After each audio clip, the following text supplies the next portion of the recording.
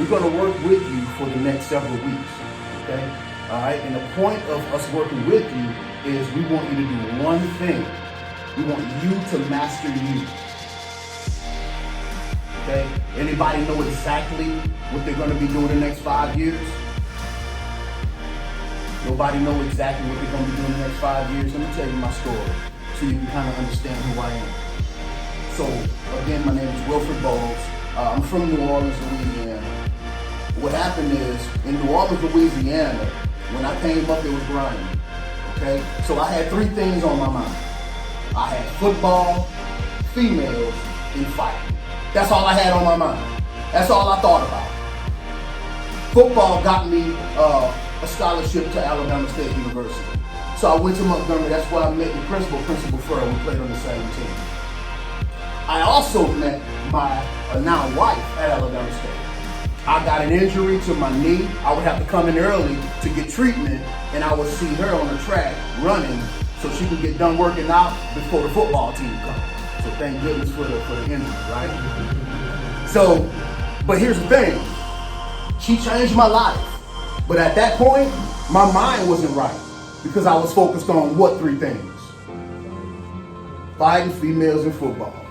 Notice I'm in college. I didn't mention anything about getting a degree. I didn't mention anything about success. I didn't mention anything about a career. I said I was there to play football, fight, find some females. That's what I was about.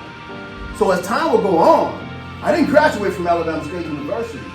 I followed Angela back here to Mobile. That's how I ended up here. Followed Angela back here to Mobile, and as time would go on, she found me a job here. But I still had that same mindset. As time would have you, and as fate would have you, I found myself at late spring, early summer. I pulled into a storage facility. It was around a block from a place called Colonel Dixie. Anybody know where the old Colonel Dixie is? There's a storage facility still there right around a block from it.